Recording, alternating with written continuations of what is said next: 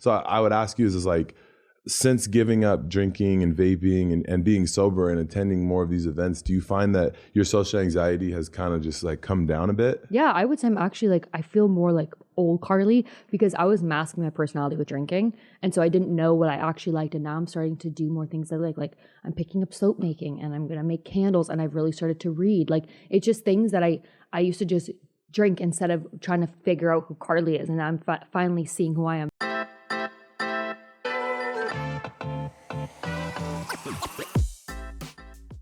And welcome back to the #1 podcast in the world, Unscripted. I'm your host, Chase DeMoor. And Gabrielle Moses. And today, we have the most special guest that me personally could have ever brought on this show. This is our best guest yet. The iconic, the beautiful, the marvelous, all the great Carly Lawrence. I'm excited. That was a really nice introduction, guys. I've never had that in my life. Thank you so much. Oh, no problem. Well, here at Unscripted, we do the best intros. You know, here's the issue is like Carly just, the whole world thinks I'm so mean to Carly, but I'm her biggest hype man, to be fair. Honestly, he's not. And it's funny that goes, like, that's online as our narrative that he's mean to me. He's actually probably one of the only people from LA that I genuinely like from the show. Well, that's good. Well, I mean, considering you're his ex and all. Anyways, going right into it. There's a lot of questions online. There's a lot of like controversy and statements and stuff, and like it all stems from being like on reality TV and how like our lives have changed since then. And so like I'm basically just gonna pass the torch to you real quick, and I just want to know like what have you like been up to? What have you've done since the show? Has the show really impacted your life? How are you enjoying LA? Because I know you're Canadian, from Toronto, as everybody in Toronto likes to let me know. It's true, they do. Honestly, they do. Yeah, a lot. Honestly, I'm so grateful that I was able to do the show. Like being on a platform like that, some people never have that opportunity in their life, and I'm so grateful because I wouldn't be here. I probably would still be bartending. But since the show, I mean, I went out a lot. I did a lot of partying. And I've taken a step back. I've just taken time to myself. I stay home a lot and I've been working on my brand. So I have a perfume launching next month. It's been 2 years. Ooh. It's taken a long time. What's the name of the perfume? I don't want to say it yet. You don't want to say It's going to be a surprise. It's going to be a surprise because I haven't said that yet. But the brand is Sutherland & Co., which is my middle name. But that launches, it's been 2 years. I've no investors. I've done it myself. There's tons of story behind why I chose what I chose, the scent, the name, the box, everything. It's really like, it's personal, really personal to me, and I'm excited for people to see it. Yeah. But yeah, that's coming out soon. I mean, your diehard audience is going to clench on that perfume. And I know you have sold out so fast. I know you have a diehard audience because I get, death threats to this day from them. So Be nice to Carly. No death threats to Chase. He's actually so nice. Hashtag Carly deserves better. Still does. That makes me sad because Chase is actually so like loyal and nice, and every time I've ever needed to call you, you do pick up the phone. I will say that. Always will. He does. Always He's will. not that bad of a person. He's not. He's not. Even though he's a good villain. You guys are messing up my reputable reputation. Sorry. Chase is a terrible person. We take back everything we just said. Listen, so you were saying like since the show, when it came out, you were really into like the partying scene and getting out a lot. But recently I heard that you've been sober. You want to talk about that a little bit? Yeah, I love talking about it. I'm only 2 months, so I'm not. Only 2 months. I'm only 2 months. But for me, that is a big thing because anyone that has met me in LA is like, that girl gets drunk, like she gets crazy. 2 months, I just was like, I'm over it. I don't want to do it. I've been going to therapy since the day after the show. I got my therapist. Same therapist, love her. And she was like, look, if you don't stop, it's going to ruin your life at one point and you need to stop. She was scared at me. And it scared me to hear that because she knows me so well, right? She's known me. I mean, only 2 years, but she knows me, things that I've never told anyone. And she was like, this is going to ruin your life. You need to get sober. And I was like, okay. So I'm actually on a drug called naltrexone. I don't care if you say it. Lots of people talk about it. Julia Fox just went online and talked about it. It's literally like a miracle drug. They give it to post-rehab patients. I didn't go to rehab, but they give it to post-rehab patients, and it like curbs your wanting to drink. So even if I had like a vodka soda right now, I wouldn't want to drink another vodka soda. I'll hate it. Does it make you sick? No, I did get sick for the first 2 weeks, but that's just because like any pill for the first 2 weeks, you can kind of get dizzy. So I got a little dizzy, but now I've been on it 2 months. I have not wanted to vape. I haven't vaped. Drink. It's huge. It's a big deal, and I haven't wanted to, but out of curiosity, when I first got on, I needed to know what it was like to drink on it. So I tried right when I started it, got so sick, it turned me away from drinking. I don't even know if I could ever drink again or vape again because of how gross you feel. Is it like, make you feel like you're already drunk? Does it make you feel like what is the feeling of this? It kind of makes you not able to get drunk. So it takes away, after your first drink, you're feeling like light and buzz and like a little like, woo, like you don't feel that. You'll drink and you'll be like, ugh, well, that was a waste of 60 calories or whatever. Yeah, you discover like, what's the point of that? And what's funny is like, because I'm not a big drinker since the show either. Because like obviously even on the show you weren't, and I drank your alcohol on the show, and I stole that from production. I did in front of production. But it's so funny because it's like, don't you find it like once you realize that you can go to these social things and be in these social settings and you don't have to be drunk? Isn't it better to wake up the next day and not feel like garbage or trash hungover? Oh my god, 100%. I used to get so nervous to go to events sober, and now that I go to them sober, I'm like, how was I here drunk? Like, I wake up, I'm not worried that I said anything. I know I made a good impression, hopefully. Yeah. I went in, I did what I needed to do, I socialized, and then I left. And I woke up, and my girlfriends will text the next day, and they're hungover. I'm like, I'm at the gym already. I don't miss that. My mom said you'll never miss a hangover, and Barb's right. You will never miss a hangover. Yeah, we love Barb. We do love Barb. I'm actually so like impressed with you recently too, because like before I know you had like severe social anxiety. I almost never saw you at events. I remember distinctly like I'd be like, yo, Carly, you coming to this? Or you coming to this? And you'd always be like, yeah. And then it'd be like, an hour before the event, you're like, I'm not going. Yeah. And completely just like you don't want to be asked. You like, because it's a lot. Like, it is. Especially, anything that from even like our season of being on the show, because it was so pinnacle. Like you go out and everybody knows you. Even like to this day, I travel a lot to Europe and Spain, and like all of our listeners that are in foreign countries and stuff like that. The first question I always ask is, "How's Carly?" I love that. And we're oh yeah, I've been there before. They're like, "Where's Carly?" Sometimes they think she's Carly. Just say to me. Yeah, just say to you. I'm Carly, and I'm like, nope, that's not me. You just say it. I'm Gab. It's fine. Just say it is. It's fine. But it's just like you have like this beloved audience around the world, and it's just like I can understand just knowing you that can be a lot of pressure and like a lot of like you get anxiety from know how it is. People are just always watching us. Yeah. You know what I mean? And so I would ask you is like, since giving up drinking and vaping and being sober and attending more of these events, do you find that your social anxiety has kind of just like come down a bit? Yeah, I would say I'm actually like, I feel more like old Carly because I was masking my personality with drinking. And so I didn't know what I actually liked. And now I'm starting to do more things that I like. Like I'm picking up soap making and I'm going to make candles. And I've really started to read. Like it's just things that I used to just drink instead of trying to figure out who Carly is. And I'm finally seeing who I am. So when I go out, I'm more sure of myself because I'm more confident who I am as a person. Instead of being like, I just need to get drunk and mask who I am and be like this sloppy girl. I'm like, no, this is Carly. This is me. I know what I'm starting to like again. I know who I am. And so my anxiety is better from not drinking. And then I don't wake up hungover and worry what I said, which was me like 5 times a week before. And how are you finding like being in LA now? Because I know you're from Toronto in Canada, and now you've been in the US for quite a bit. Do you find yourself like staying here permanently now? I cannot see myself staying here long term, but also I'm still young, so I don't want to think too far ahead of where I'm going to be because I also don't see myself necessarily living in Toronto forever. So for right now, it works for me being here for work and everything. This is where I'm going to stay for a bit. Also, I love where I live now. But no, I want to live probably on a farm because I want a lot of kids. A farm? Like I want to live somewhere with land.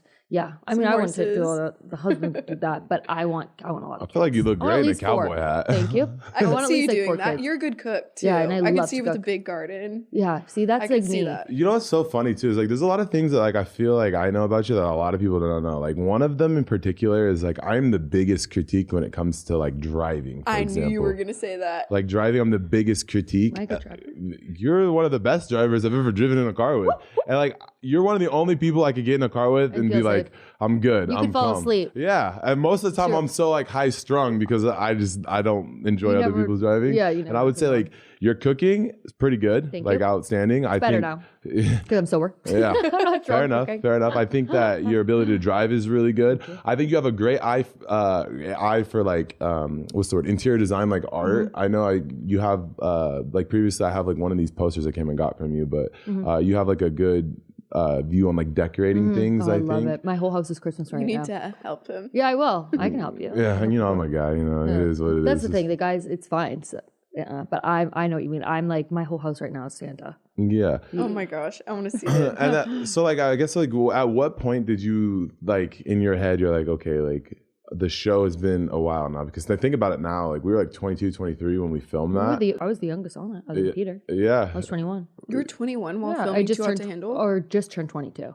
Like literally May, and then we went in June or July? Because I think I just turned. Oh no, we went near Christmas, so I just turned 22 then. Yeah, I just turned 23, something like that. Yeah, something around there. We were both pretty young on the show, and it's just like, at what point do you think that you realize, like, being in LA, being around like all these other influencers, and realizing that the party scene, yes, is as fun as it is, but that's not the end of all ends. No. When it comes to the platform that we were given. I would say like another thing with LA is like, people don't realize that once you're here, you're kind of stuck here. It's kind of weird because even if I don't go to events, me being here, it feels like you're in still some sort of like group.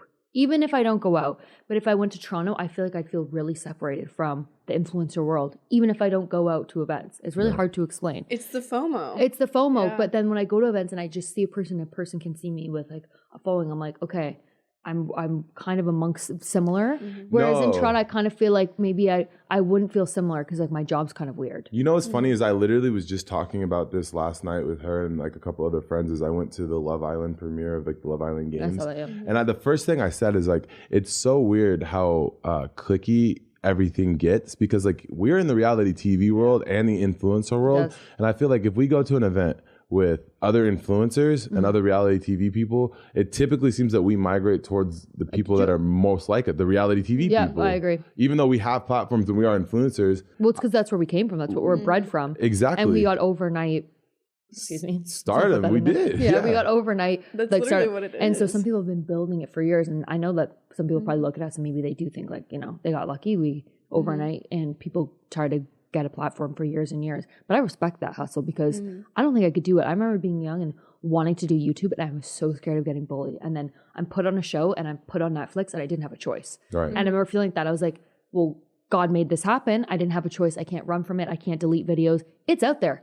And once it was out there, I realized like, I'm happy that I did it. And I think anyone that wants to do online and anyone that wants to YouTube, just do it. Because there's always gonna be people that hate. And also there's a lot of love from our season. I will say that we got lucky with our season with people. Like, I mean, obviously there's a couple people in the mix always, but we got lucky with our season for the most part. I feel like for the most part, we all genuinely like have like, we all look at each other and we're all like, it's like our too hot family. Like us is like, I mean, don't put me down for that. Yes, I get it. Not everybody gets along, but what I mean by the too hot family is like, we can look at other people from our season and we'd be like, okay, like we're very similar. We're very similar. We're very similar. And I love the girls on our season. Exactly. I really do. The girls, I'm really thankful they're girls because I can message them and say like, look, is this similar? Do you feel like this? Are you invited to this event? And I have them to lean on. Yeah. And then sometimes I'll feel left out and I'll text, I don't want to say her name, but I'll text my girlfriend. She'll know who she is.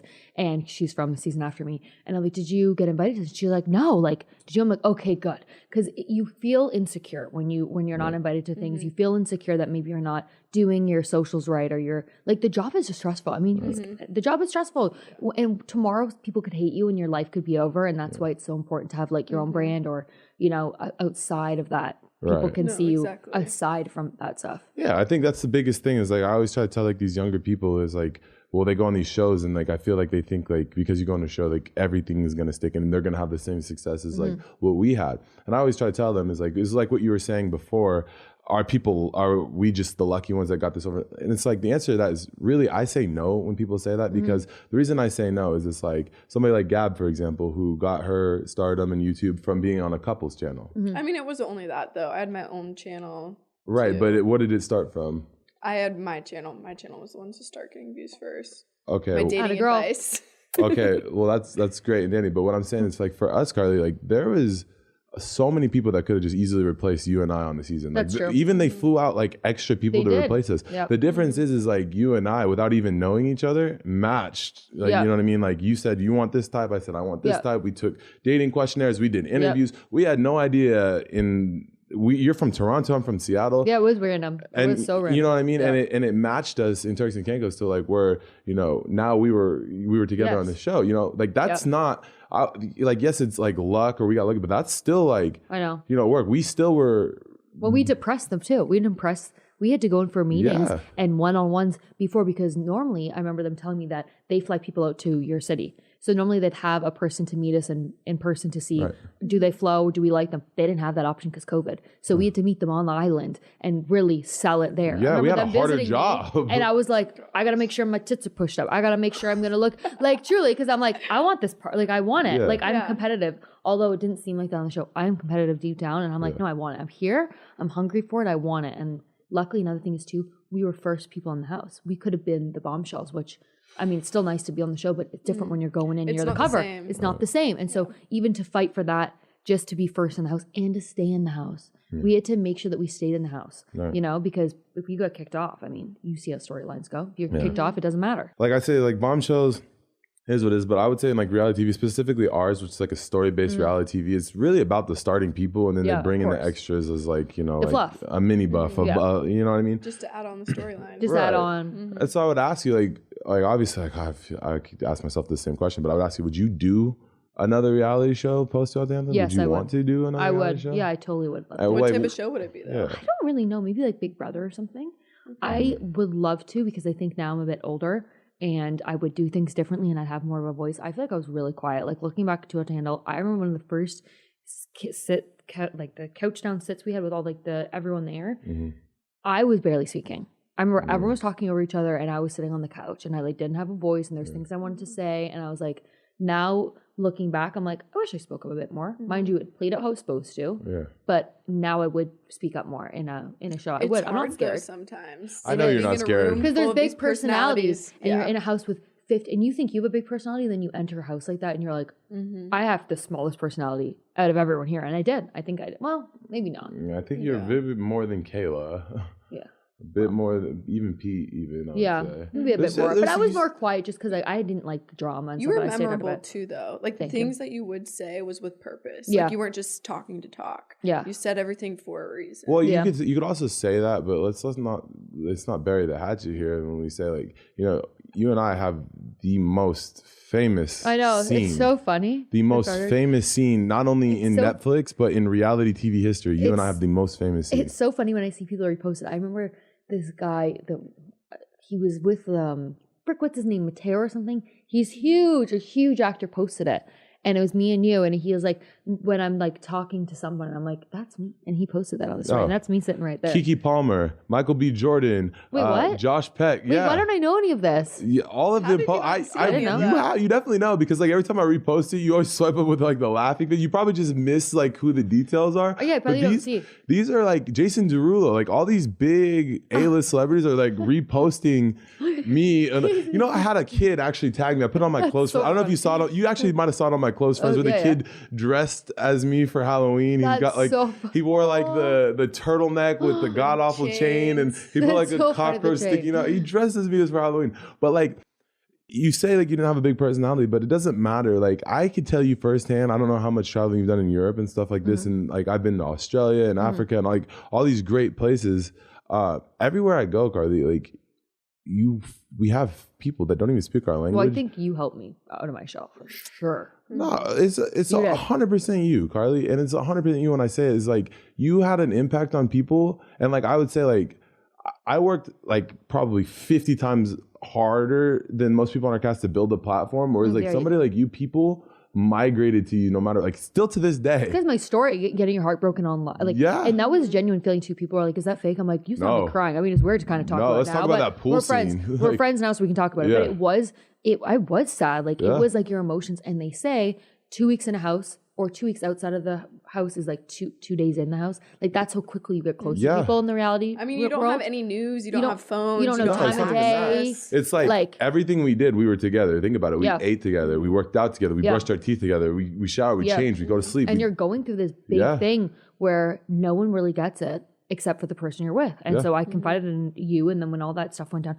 I was sad about it. Like you could generally see. I slept on the couch that one night, and production had to come up and get me. I remember. because I was like, I'm not going in that room. I still remember. In that room. And I loved having it. That's a funny thing. Love her. 3 a.m, I watched you get up and walk out. I remember. And you were sitting out on the thing, just like looking over the ocean. I remember these things. And production had come up to me like, you have to go to bed. I'm like, I'm not going there. I'll sleep on a chair. I don't care. I'm not going in there. There's so much that doesn't make the cut. Yeah, there's so much that doesn't make the cut. I always say like the things that like people are always like, well, how many times you shoot this scene, and like granted, some of those scenes, yes, we might have shot multiple times, but like let's talk about this scene, the cockroach scene. That was we shot that once. The first time when the cockroach landed on my face, do you remember that after that happened, we had to get back in the chair and refilm that whole thing again? But they didn't even use none of that. They used the original one. They used the original one. I remember too, and usually cameramen, they're so good at not laughing, right? That's their job, is to not laugh. And I remember when this happened, they laughed. They were and they're not supposed to, like, they're really good with holding, they see shit all day, right? Yeah. And so they laugh, and I'm like,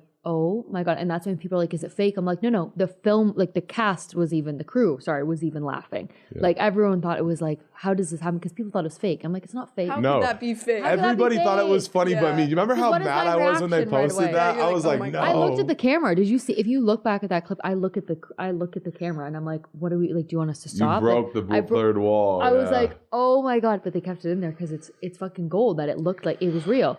Yeah. Imagine if that scene didn't happen. I mean, it's no. So and then I hit my head too. Or like, what's the other scene that was real? Is when you were on. Head. Yes, that was real. Oh my God. Do you remember how awkward that was? That was so like, awkward. What did I say? I was like, I'm going to try this again. I go in for the kiss. That was just like the most awkward thing of life. I'm like, that will be put online. Like, that will be. Like, you think when you're doing it, you don't think about that. And then when you go home, you're like, of course they're going to put that in. That's the worst scenes. That's hilarious. Yeah. The worst scenes, they like want to see that. Because they want people to be to relate to you, you know? And it's like, that happens, I guess. Or like even when you went on the date, and like I'm such a jealous person by nature. And I was like, I don't care. And you go on the date, and I was just sitting over there perch, just glaring at you guys. Funny. And I was like, and I know you knew I was there. You were enjoying it. I did. Like, I said it. Like, I hope this hurts him. You're just sitting there just on a date. I was sitting there with Rob and I was like, what is he like looking at? I remember. And then I got really drunk and production was like, okay, you need to stop drinking. Because I kept chugging the champagne because I felt so awkward. And production like eared up and was like, tell Carly to stop drinking the bottle. And they took the bottle from me. Because Robert wasn't drinking. No. I drank the whole champagne. Well, because we weren't allowed to drink. So when I I was going to say, don't they limit you? Yeah, they made me stop. Oh, I was so bothered. I was so bothered. I was just sitting there. I remember Kayla comes walking up to me. She goes, wow, Chase, you're really mad about this. And I was like, I don't care. And I'm just like, she's like, you're lying to yourself at this point. I'm just sitting there just mean mugging you guys on this date. The whole day, like that whole day for us was just like, it did so much. And then the blindfold, obviously the blindfold was iconic. This one girl mouthed the whole thing on TikTok. I know exactly what you're talking about. I've killed it so many times. So many times. She's so good. She does it word for word too much. Be honest though, if you remember, because you went first and I didn't know about this. No, I went second. No, you were the first. You were the first one to get to talk, because then I had to talk after you. But I think they had told you like the workshop was going to be like you were going to get to vent to me, and I had no idea. No, production, they knew behind the scenes what was happening, right? But on screen, they knew that they had missing parts, and they knew that I needed to like say something, because we had a conversation before that on a log where Joey came in, or like sitting on like a tree, and I kicked him out. You kicked him out, and you didn't let me speak, because again, like this is where it goes back to where I was more quiet. Now I would have been like, Chase, shut it down, like let me talk. But at the time, I was like, you came in, Joey left, I didn't really say much, and then production pulled me aside, and they're like, this is your time.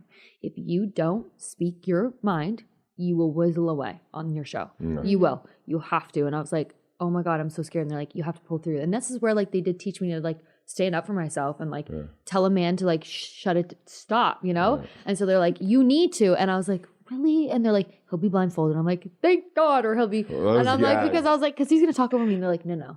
It's crazy how they come up with that stuff. That's exactly what he does. Yeah, it's funny because like they even thought that through. Like they literally did that workshop for me essentially, which was really nice. And then it worked out, and it really went well. See, I remember too distinctly too, because one of the things like I really appreciate at post show is like you had gone into confessional after, and you were like, it's not so much that I'm screaming at everything that Chase specifically has done. It's more of like you're everybody. Well, that's because I was quiet. Like, and it was just like I just had to be like the I was just like the catalyst for it. And so I remember just getting. You took it all. You took the front.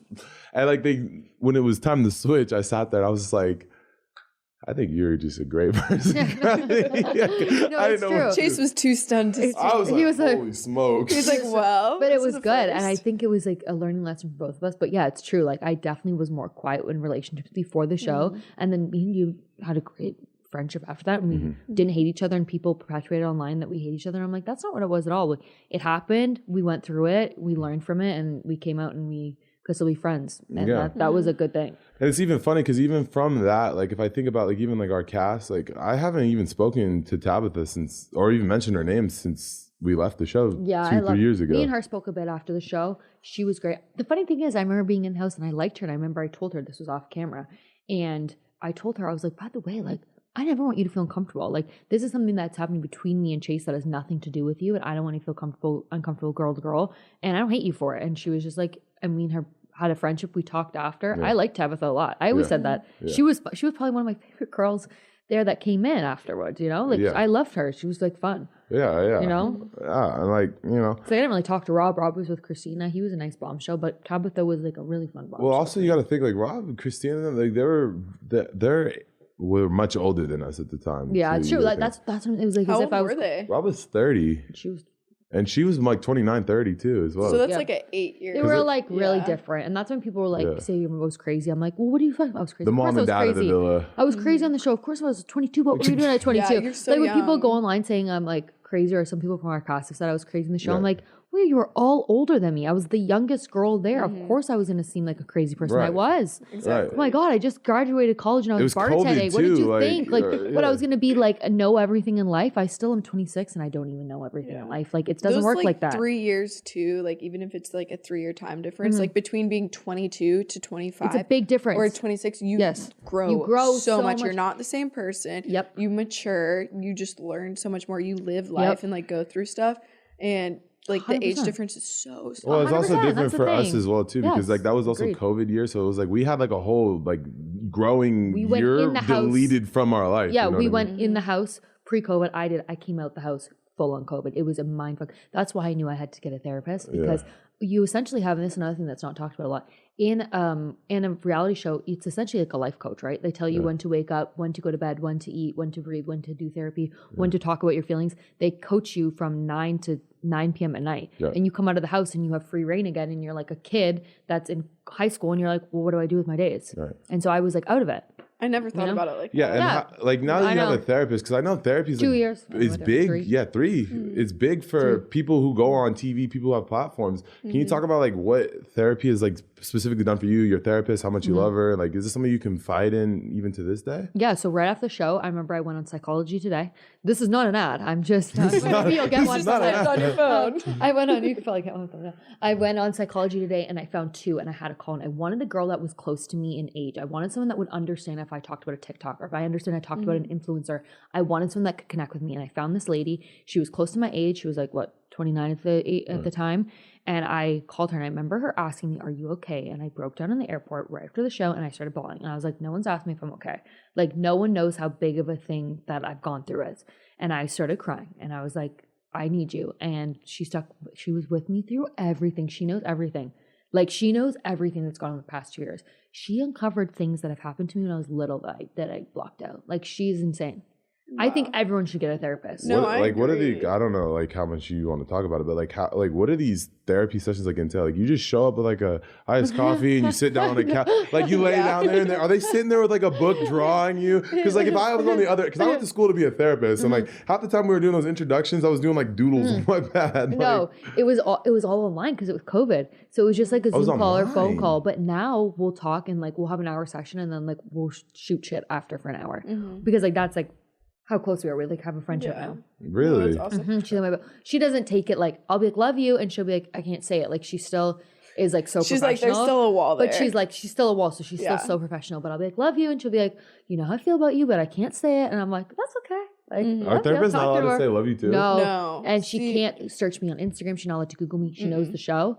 And she said it was funny. She was like, I used to go out and all my friends would be like, you know, Chase and Carly on Too Hot to Handle. And she probably hates me. No, they don't. Emily, Cam, and Too Hot to Handle. And they're talking about all, because I'm Toronto, right? Yeah. So I was talked about in Toronto. Carly went on Too Hot to Handle. I was also in the bar scene. And she had to sit there with her friends and act like she did not know. Do you know how many people I've met from Toronto that are like, I know Carly because my best friend's sister was best friends with her best friend from... I'm like, so you don't know Carly at all. My girlfriend just went on Too Hot to Handle. That was from Toronto. It's funny. I think they'll now always pick one from Toronto, right? Right. It's like they just recycle the same... They love their Canadians. They love their Canadians. They gotta have a Canadian in there. No. Exactly.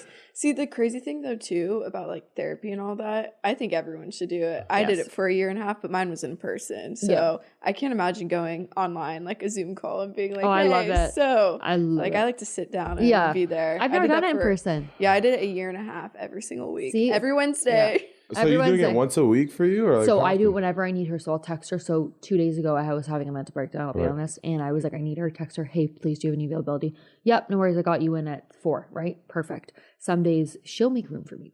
She takes priority over me, I will say. But yeah, it's mainly once a week or whenever I need her. Every 2 weeks, every 3 weeks.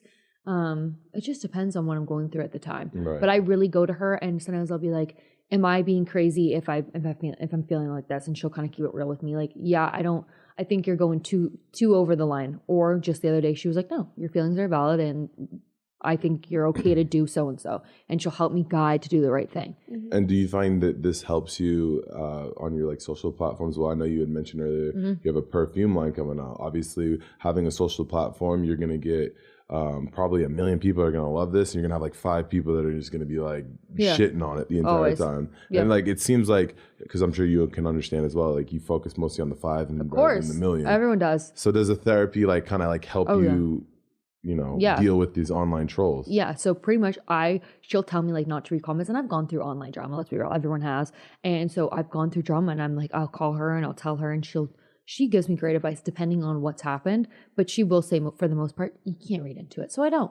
I've stayed off reading, and sometimes I'll fight back a little bit if I see a comment. I don't care to do a little spicy. Before I would get really insecure and take it so personally. And now I'm like, the person's insecure that's saying it. Exactly. They don't love themselves, because most people that love themselves aren't going online to hate on other women or other people. You just don't do that. Like, I would never go online and be like, this girl's a blood. Like, no. I don't have the time of day. I don't want to do it. Most recently I posted, I think a video of you and I on my Instagram. And like, my mom loves you, by the way. She thinks you're a very nice girl. I don't know what her problem was. But my mom, she like digs into things that she thinks is funny. Because, she's like a younger mom. She likes to be in the internet too. And so she had like commented something about you. And you like, I remember seeing it. And you said to me, like, what is this? I called my mom, you can't be she deleted it, obviously. She said she gives you her because she said I was so.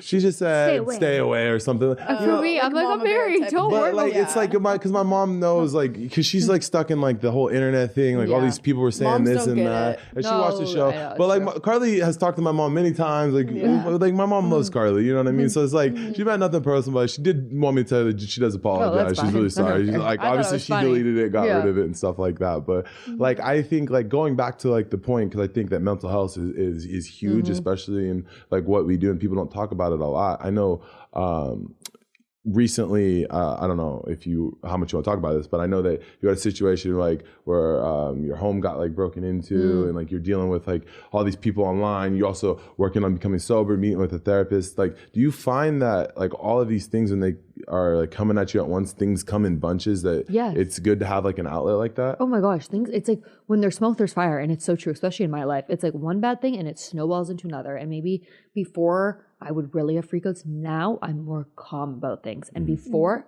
again, where people would call me crazy, now I'm like, now looking back, maybe I was a bit crazy. I was also younger. I didn't know how to manage my emotions. I think it was Thank you. It was just a lot going on. Any 20-year-old any 20-year-old. But now I manage my emotions more, take a step back. Before I would like snip and I get my back turned up, and now I'm like, calm it, chill it out. Happens for a reason. Even after the robbery, I remember I was so devastated that night. Also, I was wasted, but I was like screaming on a video. I have a video on my phone. Do you want to talk about the robbery? Yeah, we can talk about it. So just educate people on what happened. So I went to a Celsius event, and I lived with 3 other guys, and all of them were out of the house. And for some reason, I usually have my dog there, Luna. And for some reason, my friend Ryan, one of my best friends, came home and he was like, do you want me to take Luna? And in 2 seconds, I made up the decision. Yeah, you can take Luna. Normally, I'd be like, no, keep her there because I want her home for when I come back from the event, because I'm not going to drink and drive after, so I wouldn't see her for the night. But something was like, yeah, he can just take her for the night. I'll just hang out with my girlfriend tonight, whatever. Took her. I left for the event. Come home. My girlfriend calls me first, and she was like, I think something's happened at your house. I didn't want to go in because like it was just freaking me out. I just got in my car and I went home.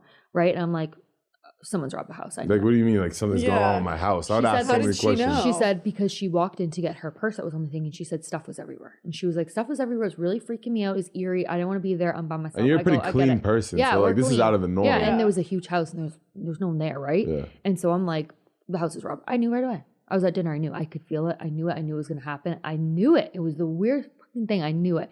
And I'm like, yep, call the cops right away. My house has been robbed. Knew it, right? I call Ryan and his girlfriend and I say, look, house has been robbed. Get there right now. I'm going there right now. They meet me there. Cops come.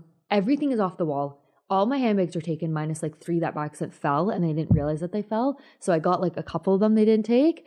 But I had built it, you know me, I built a collection of handbags that I had. Sure. And I spent like so much money, but whatever. Jewelry gone. They were looking for, the creepiest thing is they had my passport out and they left it picture open. Oh, they took a photo of your passport. Do you think they stole your like identity? No, because also I went through and the cops said no, but it was creepy because I think they were just meaning like they knew I lived there. That's what it was. And they did it to Jolie too, my girlfriend. Like as if we knew women were in the house, right? They had her ID and mine. As if like we know that there's 2 girls. We know there's 2 girls in this house. So of course there's a woman your brain goes to, they're coming back to. Yeah. You know? Yeah. But anyways, and then cops left and I was like, I'm not staying here. Like obviously I got a hotel and I moved within a week, but right. And so you lost thousands of dollars worth of bags. Insurance did nothing. Insurance did nothing. They cut the power. You cut the power. You got did other people's stuff get stolen in the house as well? Yes. Ryan's Kobe Bryant signed jersey got stolen. Nathan's, I shouldn't say it, but his firearm got taken. And then, I mean, it's illegal, so it's fine. Xbox were broken. Info anyways, yeah, it's all public info. All Xbox was broken.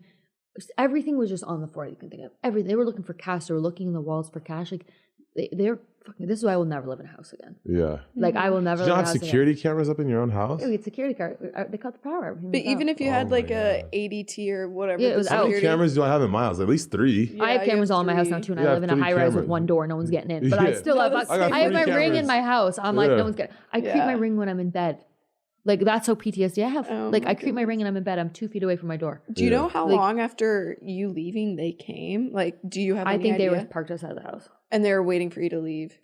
And obviously, whatever you have, like your own thoughts about like what had happened versus what you think happened. People think it's definitely someone that lives in the house. Yeah, and people have their own and stuff like that, which is creepy to think. But do you? Yeah, I was gonna say. At least the thing is, like, do you think like it's like how would you? Job?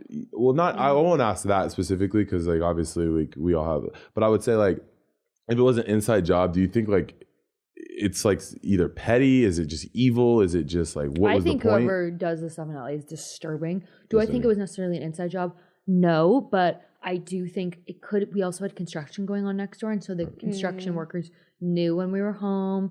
They know what time we were coming in, what time we're making dinner. They know. They pick up on your habits. Yeah. They essentially live beside you for a day, right? Yeah. For 7 days out of the week or 5 days out of the week. And it wasn't like you were there very long. You're probably there like 2 months, 3 months? Yeah, we weren't there very long. We had construction behind us and beside us, and that's where we got moved. But also me and Bennett, we'd walk around the street asking people if that had happened similar. And a woman on the street was like, yeah, they hit us like 6 months ago, same type of thing. You know, so I think... I don't think the door unlocked? Yeah, did the cops do anything? No, the cops did nothing. Was the door unlocked? They broke the side window. Broke it? So this was a house in Beverly Hills, right? Valley Village. Village. They broke the side. They smashed the window. So it was like a nice area to live in. Nice area, really nice. How the heck does like crime? Like, I guess it's LA. Crime happens everywhere. They don't care. They have so much going on. The cops did nothing. The neighbors didn't catch anything. No. Yeah, there was no like neighborhood surveillance. And you've not gotten any of this stuff back either. And then the craziest thing too, I went. And our next door neighbor, who's directly right beside us, the one neighbor we have, she lived there with like 3 kids and her husband, right? And she came out the next morning, and I'm with my girlfriend. I'm a wreck, okay? I'm hungover. My stuff has just been stolen. I'm worried about my dog. My hair is everywhere. Like it's hilarious. It's comical if you think about it. And I'm talking to her, and she's like, "Heard you got robbed." I'm like, "Yeah, we got robbed. Like, be careful. You know, like, did you see anything?" No. I'm actually gonna go up. This is her. I'm actually gonna go up, and I'm getting a drink with the owner of my house tonight. So I won't be back till later. And I'm like, is this woman like okay? Like she was so nonchalant about it. I'm like, are you okay? I'm like, do you have a ring camera or anything? She's like, no. She didn't care. She didn't care. I'm like, we just got robbed. Like I could have been killed. Yeah. She's like, it was like the weirdest thing ever. And she was like, yeah, well. And I'm like, what? She's like, glad it didn't happen to me. Or pretty much. And I'm like, what? It was like as if she like knew that her house wouldn't be touched or something. She was like, well. She's paying the mob to like watch it. Like she's paying her dues. And you guys didn't pay your dues. And I'm like, okay. This is why I can't stand people in LA, man. That's why I live in I keep to myself. I don't really, unless I have to leave my house, I'll really just be a hermit and I'm okay. Same, I'm a hermit too. No, Chase does not leave. He's in his big bathrobe 8 hours of the day. Yeah, I'll sit in my bathroom, and I'm fine with it because I feel like I'm sure you get it the same way as when you go out. It's not like people are looking for all the good that you're doing. You go out, people are watching you to see either you're walking through the store and somebody's following you just to look at you. People are looking for you to do something that they could post online to get some clicks. It's a lot. Yeah, we had that a lot happen. Man, I had that a lot happen when everything first came out. Just ignore it. Also, people like that are freaking losers. We spent too much time in Miami. People are losers like that. You're losers. You want a bit of clout for 5 minutes. Have fun. I can't imagine. They're lame. People enjoy tearing your life down for the benefit of themselves, and I'll never understand that. It's loser behavior. I can't image being in your guys' position. I did YouTube. Everything I did was so gradual. You guys were literally overnight. Went from nothing to blowing up. I even remember whenever we first became friends, even just watching your Instagram grow or this or that, and it was literally overnight to be an extra 100,000 followers. Or it's so weird, right? And people I'm I grinded to get years. Yeah, and it's just so. Oh yeah, Carly knows firsthand. I remember in our group chat. Yeah, we blew up. We had 500,000 within 3 days. Yeah, I was 1.5 in a week. That's crazy. That's nuts numbers. It was woo. We hit 1 million. That's a lot of pressure fast. too. It was. Yeah. Now it's more calm down. Now I go to the grocery store and I always went to I don't care about it dies out over I've always been like that. I'm going to Ralph's. I'll go to Pavilions. I know. I go to Michael's. I don't give a shit. I go to Walmart. Been like that. And I'm Carly, we can't be doing it. Yeah, she's out in Miami just wandering, going to McDonald's. Carly, we can't be doing this. What are you doing? I just did an interview for the LA Times. And they interviewed me and they were asking questions about what's your upkeep? What's your money? And I'm I'll be honest, I drive a BMW. I'm just she's tripping. I give it normal. She's tripping.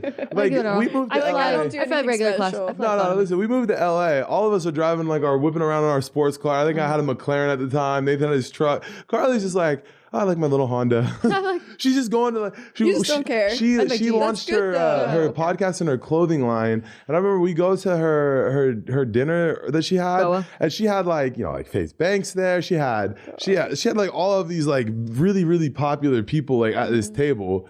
And she just casually just walks in, there's paparazzi outside. Carly, you're a high profile person at this point in our lives. You can't just be walking outside. There's a time I wouldn't go anywhere without a freaking security guard because it's especially in Miami, because you know how Miami is. Yeah, well, I haven't been in Miami in a long time. Yeah, we stay out. We got no business there. No, I'm not going back.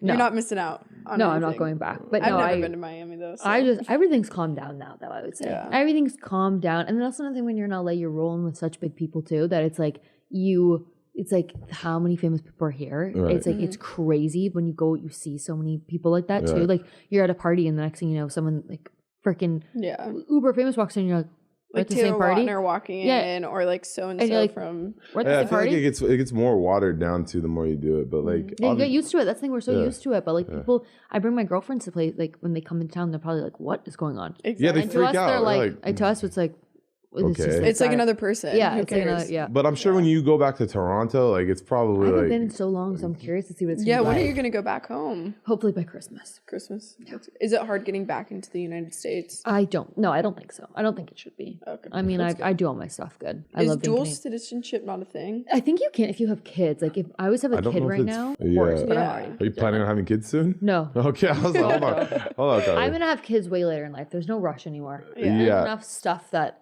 women can have kids later. I'm in no rush. You just focus on this perfume line before we have before we're talking about little mini Carly's running around. Don't worry, I'm not having kids for 5 years. Yeah, I'm banking on the divorce here, so I don't. Just kidding. This is the clickbait portion. Dang. I'm banking on this divorce, so I need you to not have kids right now, Carly. I'm trying to come back full circle. Come on. Chase wants a part 2, a second chance. Too hard to handle part 2. Exactly. They should do that, to be honest. The show after. They should do a part after the altar or after the Lana. That's a good name for a show. You should put that in. Someone will take it. Jesus, no.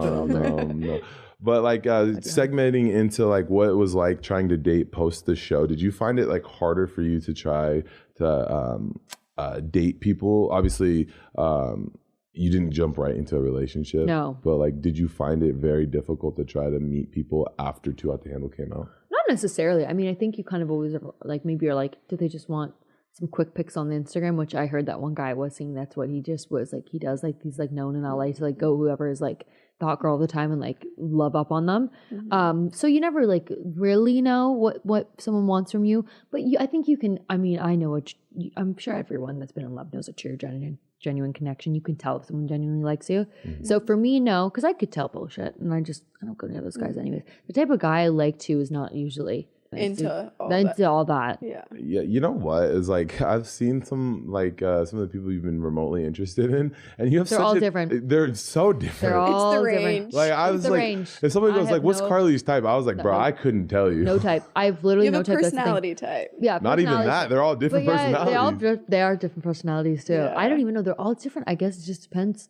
I don't Depends know. on your mood. Depends on my mood that day. I was like, but I also do know like there's some things that you do like in people. Like I know that you're more of like the PDA. What's like the love language? Like you like physical touch. touch. I hate physical touch. Really? Oh my god, maybe that's new. Maybe I used to like that. I am so not PDA anymore. Really? I remember on the show you're not very touchy. I was like, I don't know. Yeah, maybe because I just was like, I felt like maybe I was like that and you weren't, and I was like, like I can't be more lovey than the guy. The guy has to be more lovey than nice. But no, I don't like physical touch.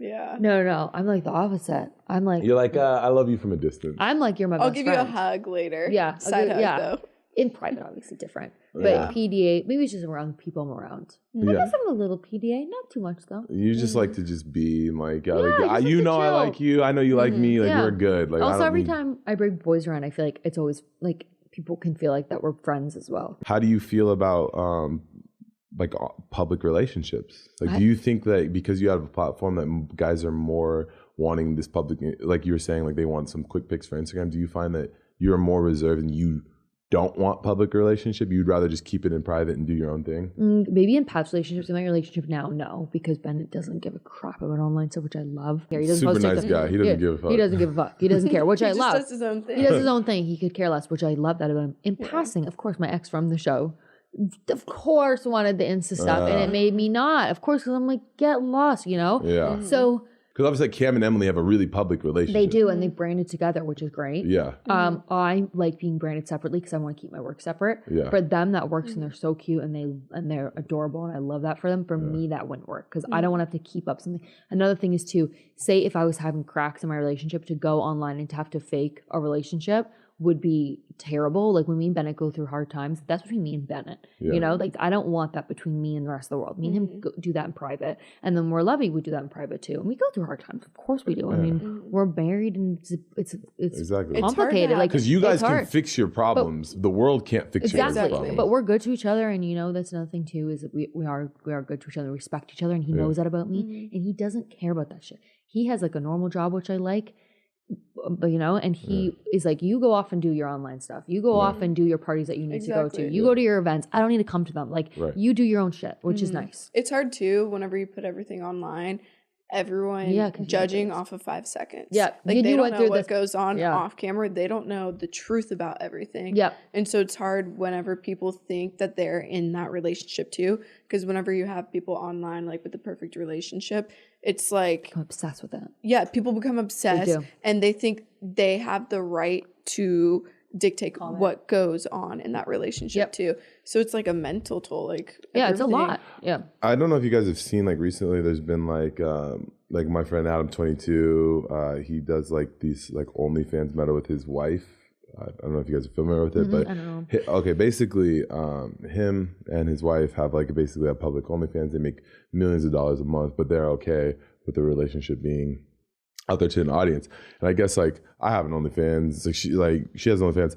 I guess the question is like, do you think that when you were trying to meet people and date people, explaining to them that regardless of what it is that you post on your OnlyFans or post online, that it was more so hard to explain to them like this is a great source of income, even though the stigma behind it means like I have to post this, but that's not even what you're posting. You know what I mean? Like, does that make sense? Yeah, I think like dating with OnlyFans, I think to each their own. I would never judge someone for how they get their money. Also, everyone's had a different upbringing. So it's like some girls or some guys might be born with money and they don't have to do that type of stuff. And someone might have to hustle. And so everyone comes from a different background.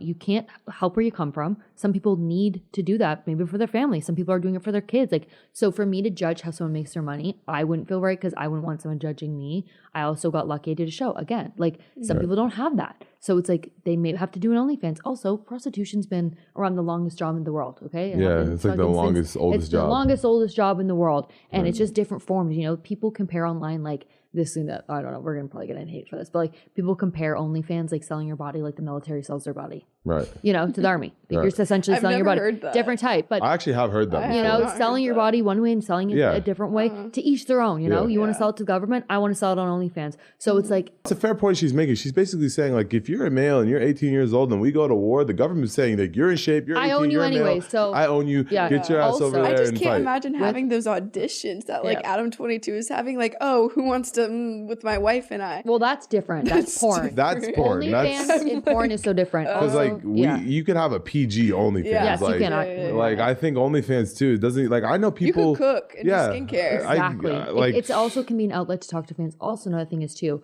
is a lot of people post more sexualized stuff on Instagram for the world to see, for every age to see. OnlyFans is a strict age cutoff. And so that's why when girls and guys say, I would never have an OnlyFans, you know, I don't want people to do, I go, well, you're posting half naked pictures for young girls to see and for young boys to see. And I can choose what age of a man I'm sending something to, what age of a person is looking at me. Whereas you are putting that out for the world to see that a 6-year-old girl could literally go on Instagram and look and at you could scroll, you could change. There's bad to both. Yeah. You know, you could Instagram change how like the too. Conversation goes. Like Snapchat, I think is the most evil tool in today's time because there's some weirdos on Snapchat that you could be Snapchatting like you in a bikini and you're screenshot. You can see like people are screenshotting and sending it. You don't know if some say you posted like a bikini, you're sitting on the beach or whatever, and some kid screenshots that and sends it to his boy, sends it to his boy. Pretty soon, now you have like this bikini picture going around Robert E. Lee Middle School, you know, of Carly Lawrence, of Gabrielle Moses, of Chase DeMoor, of me in a Speedo that somebody like, you know, cropped and photoshopped. That's why I stopped 100%. Posting as much on Instagram. I don't post pictures ever. Once every 6 months. I post reels all the time. Reels are great. I do see your reels. You do great reels. Same with me though. I've totally toned on my Instagram. I had a call with the social media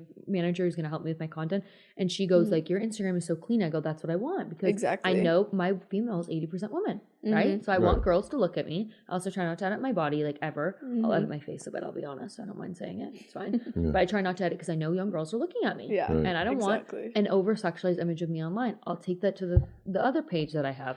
You know? Yeah, you got like even this, then, I'm not a sexualized. You got like this pouty girl face that you love to post. I see like, everywhere. It's like this up angle. But like, I don't really post that much sexual stuff. No, not at all. I'm not an over sexualized person. People know that of me too. I'm not an overly sexual person in general. Right, but I feel like the only platforms you use are Instagram and TikTok sometimes. TikTok, I love TikTok. I've been seeing your getting ready with me's. I love them. I like them. Oh my god, you're doing good. I'm trying my best. I had a call with a girl to help me because I'm like, no, you were doing so good. We should make TikToks. Yes. After this. Anyways, sorry. Anyways, okay. Everybody rely on. I'm leading these friendships. All right, we're putting a line down the middle. 2 years. I'm just kidding. I'm just playing. No. I think like recently, like I was actually just talking to somebody else about this. I've just really genuinely been impressed with like the quality of content like you've been posting because like for you, like Carly, I don't think you realize you inspire so many girls to do things and you might not even realize it. No and like comments. But no one comments on my stuff. I feel like no one likes me comments anymore. These days. Okay. Comments. I like whatever. Like I don't think that because like think about how many times you've seen a good video on TikTok and you don't comment. You're just like, oh, that was cool. You hit the save button. You like it. You like move on. Oh, that's true. I don't. It doesn't mean that you didn't like the video. Also nowadays, I think like TikTok kind of ruined the whole like comment meta because like right now there's like a thing where if you comment on something, it automatically reposts it. Oh, yeah. I don't know if you know that. That's only if you rewatch it 5 times. No. I promise you. If you pull up your TikTok right now and you go to comment on something, you comment at the very top of your thing, it would say reposted it. Because it reposts it on your feed so that your followers see that you commented on a specific thing. Yeah, no, yeah, I know. And I think that the problem with that is like, I'm notorious online. Like I used to do this thing all the time where like, I would see like, I don't know, like a baddie online there commenting and I would say something cheeky like, I swear I've changed, you know? So like, I can treat you better. Like something like that, right? But nowadays I do that and just repost it to my feed and now I look like a total jackwad because then they'll follow me and they'll see me comment the same thing on like 5 other girls and posts that I've never met before in my life. You can't hide anything anymore on social media. Yeah, social media is kind of scary. Girls see it all. A girl knows the secrets out. A girl knows if her man's in. Oh yeah, I feel like I feel like nowadays you could dig so far. You could see likes after you commented on this. I can see you sent something. I never have to worry about that, which is nice. I don't do that stuff ever. Does he even have Instagram? Yeah, he does. He doesn't use it though. He doesn't use it. Where'd you find this man? Does he have a sister? Yeah, no, he does. She's great. Is she nice? Yeah, she is. She's gorgeous. And he's American, no? Yeah, he's American. Are they from LA? No, they're from Baltimore.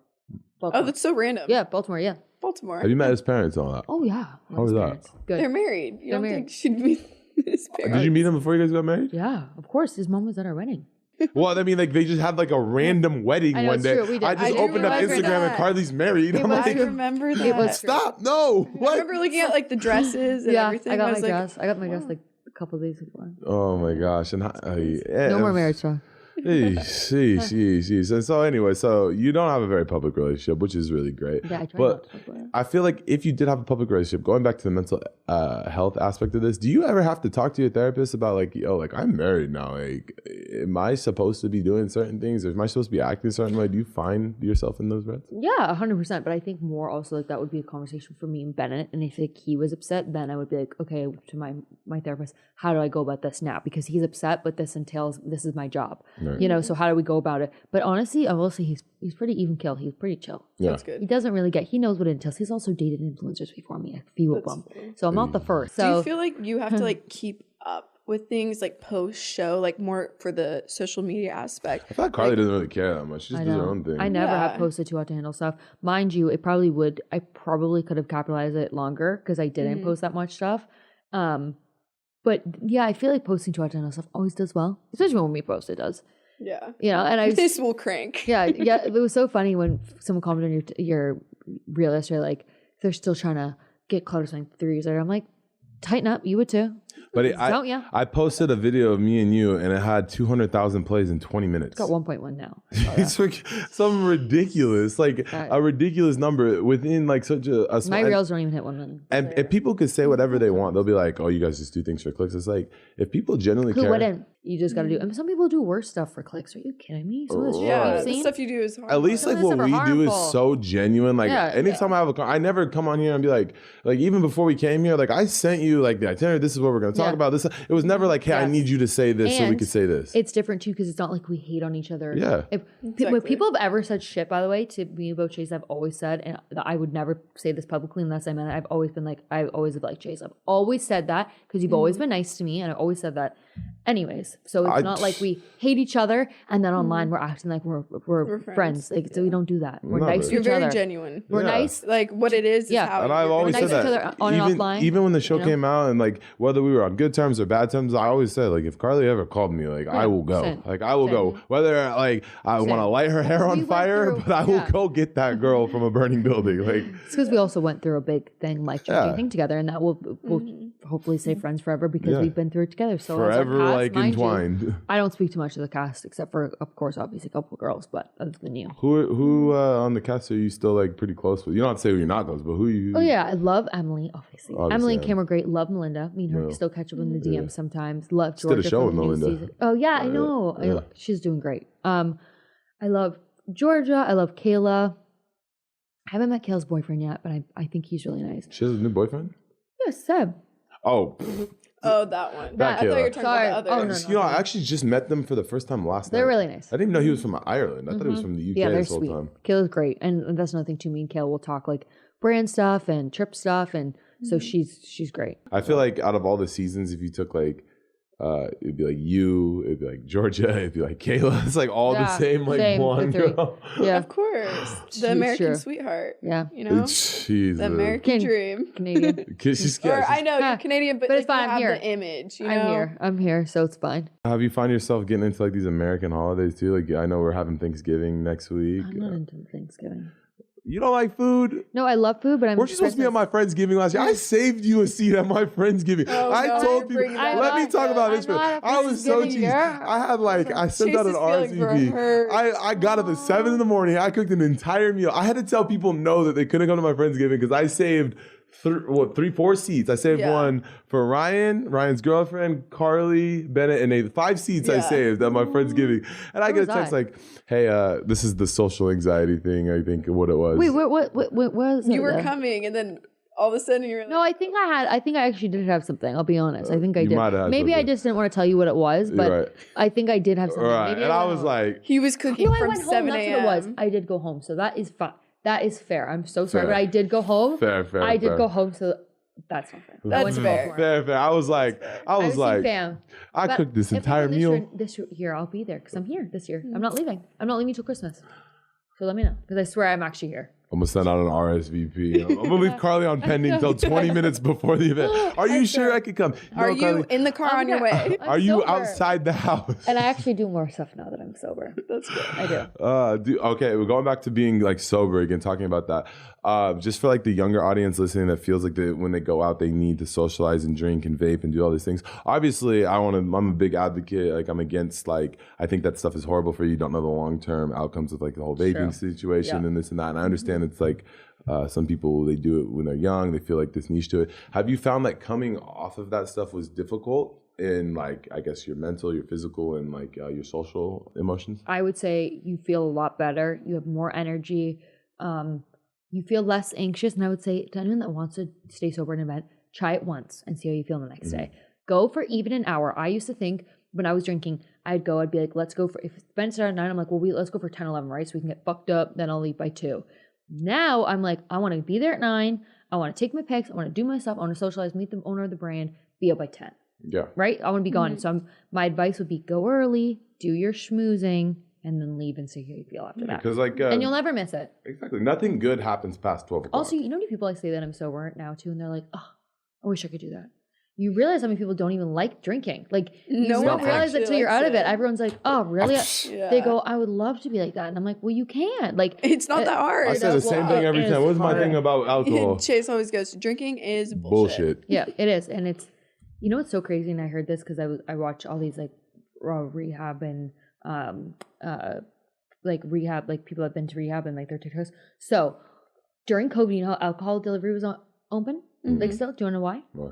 Nurses had to tell like politicians that they had to keep alcohol delivery because people would literally die if they stopped drinking, and they would have to, because you know you have to wean off alcohol. That's what poisonous it is. Saw that. So nurses had to say, we literally don't have enough beds. Alcoholics still need their fucking booze to be able to drink because we cannot help them if they die right now because of COVID. That's how bad alcohol is for you. So when you hear that, I've also been reading so many sober books. Sober on a Drunk Planet, such a good book if you guys want to read it. There's also How Not to Drink as a Woman. It's not an ad. You're going to get all these sober ads now, watch. Right before the holidays. Sober on Drunk Planet, they do a whole chart too, for me in visual, of how much money you're spending. They even break it down to food after the bar. Like, it's so good how they do it. Like, they'll do food after the bar. And it made me look, and I'm like, the amount of money, I'm saving so much money now, I'll say. Like, That's I am. Good. I just went to Mexico with Nathan from our show, like back in June. And I think I wasn't drinking, but like I was just like amongst the people. So like I just think like, okay, like, well, we had a day table that was 5,000, and then we go to the dinner that was 2,000. Then we go out to dinner and you're getting like bottle service that was like 10,000. I was like, you spend 20 grand in a 24-hour period. It's like It's waste money. Exactly. And there's money people not that throwing it away. It's like burning money. Like even the one day that you did drink, you called me and you're like, "What am I doing? Yeah, what is this? I'm you don't feel good my after. day. You feel like shit after. You probably feel like, oh my God. Terrible. I mean, I think girls also, we do metabolize alcohol differently. Right. So we really, I know guys that can drink and the next morning they're fine. They're up and moving.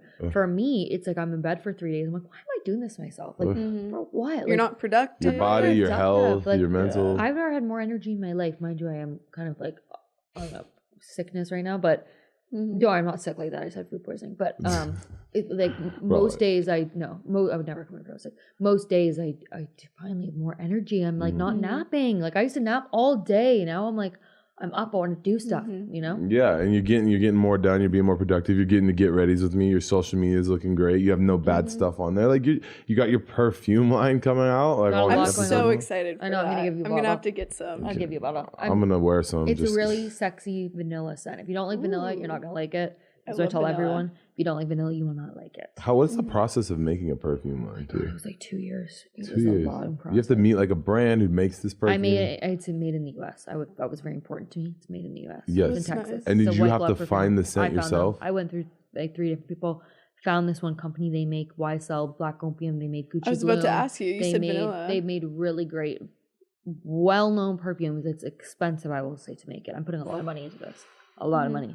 Yeah. Well, that's something I will say about you too. Is like everything you've done, you've always like you go all in it, which I respect. I remember even for when you did your podcast, it was like what, 20 grand or some was that? I don't think it was. No, I didn't really cost me anything, but I had to deal with the guy. That's why. So like he made money from it. So he made, so we like split. Okay. Did you? But Kristen, my manager at the time, she really helped me. Like we set up the whole like little. I mean, your stuff. This is amazing. Like I didn't do this. Like this to me is way more than what I did. No. I was on a couch. You guys have like a full blown thing. You got a studio. My podcast compared to this is nothing. No, your podcast it was doing good. It was doing good. What was it called again? Now the fun starts. Now the fun starts. It just wasn't me. Like this is you guys. Like this is great. Like you guys are killing it. Like this is just I couldn't do it. You were doing good. It was getting views. What do you mean? Yeah, your first few episodes were cranky. Even the one that we did was like half a mil or something ridiculous. I think it was more than that. You had downloads that was like something ridiculous across all platforms. Didn't your YouTube get monetized because of that too? I don't know. Yeah, you probably made bank on YouTube. You probably just started. I didn't. I didn't even put any of the ads on. You didn't put ads on YouTube? You could go right now and put the ads with on. With like 500,000 views on a podcast, you probably could have made $2,000 off of one video. What? Off of per video, I'm saying. I didn't know that. Well, I'll go check when I get home. Yeah, you switch your podcast. Switch your monetization on. I will. I didn't even know that. Get your bread. Yeah, get your money. So at the end of every single podcast, we do this thing called In the DMs. And so we ask our listeners, so like what's a confession? What's a big red flag? This week's question was, what are some of your biggest red flags that have happened to you? So I read them, you guys react to them and say what you would have done, what you think about it. Because these are just pretty out of pocket stuff. So this one guy says, I was on a date with a girl and she told me her last relationship was 3 years long. And I asked her how long it's been after the breakup. And she goes, it's just on and off. But yeah, it was really hard to text her after that. And the other day she tried saying that she was over him and not going to text her again, but I'm not sure what to do.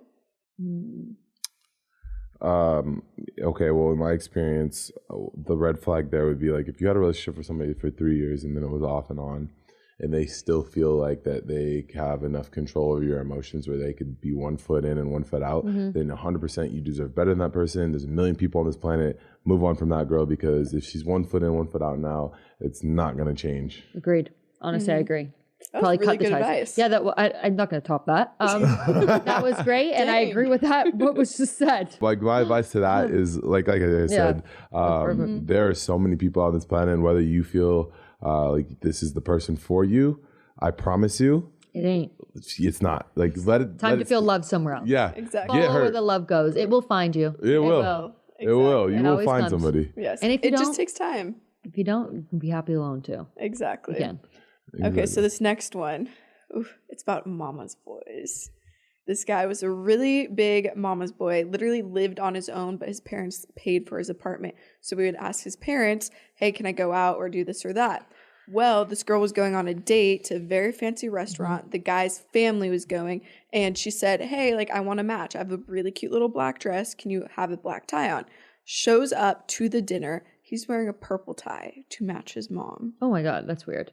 I think that is just boundaries, and you know, if she's not dating him already, then maybe don't. If she was dating him, then I would say he's got to create some boundaries with his mom parents. And just say, you know, and his dad, and say, look, I got to respect my new girl in my life. She's my number one. But that to me, yeah, that's weird. Luckily, I've never had those experiences. So yeah, neither have I. You know, luckily, I've never had that with his parents. Yeah, my people like. Don't you live with your parents, Gab? Hold on, you live with your parents. I travel all the time. I'm never there. Don't ever. I would say get your bag. Like if you're living in LA is expensive. So if his parents are paying for his apartment, he's sitting on a bag. Yeah. Bro, enjoy your bag. But listen, there are definitely he has his own apartment that his parents pay for. Yeah, so he's so he doesn't have to pay for it. Yeah, that's what I'm saying. So yeah, so I think whatever. Like I would do that if my parents want to pay for my apartment. My parents live in LA. Go crazy. Yeah. But I think you draw the line where it's like, okay, like also that letting them come into your date is a bit weird. That's weird. That's what I was more meaning. Not like the living situation, because the guy's parents might have billions of dollars. You never know. Bro, so my parents want to pay for my house. Yeah, give me that money. You want to give me money? Sure. You're allowed. Why not? My pride. Yeah, like, you ain't getting my pride. But like I would definitely tell him, like, yeah, you're not taking your parents on the date, and you're definitely not matching your mom, because at that point you're being a troll. Like, nobody would consciously be like, hey, this is a really good idea. It's super cute. I'm gonna match one. Like, mind you, I think it's really good for guys to show that they care about their mothers. Of course, mother relationship is important. It reflects how you would treat any woman in your life. A woman in your life. 100%. At what point is it? Right. When does it end? Even if I was married to you or whatever, if we went on a date, I would go out of my way not to match. Like, even my own secret other. I can't imagine.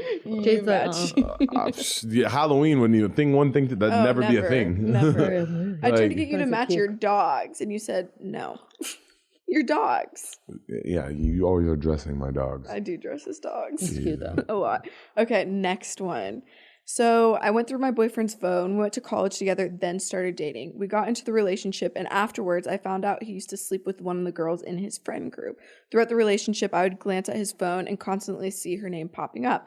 I finally confronted him about it. He then told me I was crazy for saying that. Down the road, I found out that they were still snapping, and it just annoyed me. He proceeded to tell me I'm psycho and need to go to therapy. He would text multiple girls after we broke up. Came to find out he was hooking up with some of them. Yeah, so he's gaslighting. He was doing it all along. And if a guy is talking to that many girls, let's be real, we all know from experience, they're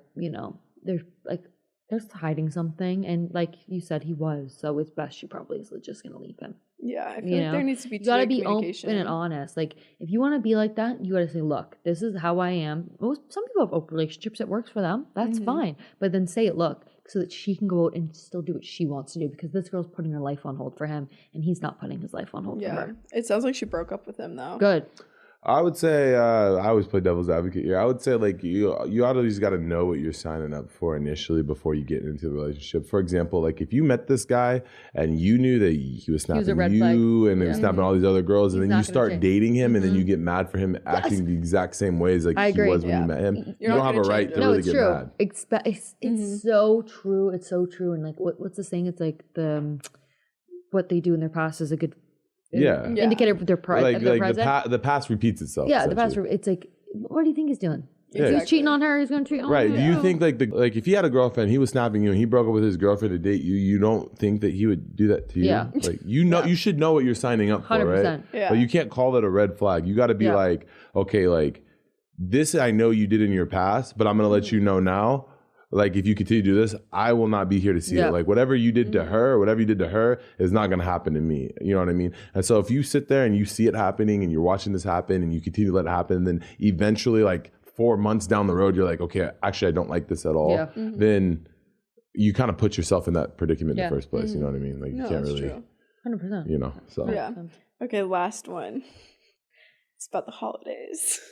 So for Christmas, I opened up my Christmas gift from him. It ended up being an etiquette book for Christmas. He was not subtle about trying to mold me into what his idea of a perfect partner was, like buying me clothes that were clearly not my taste and asking me to dye my hair blonde, etc.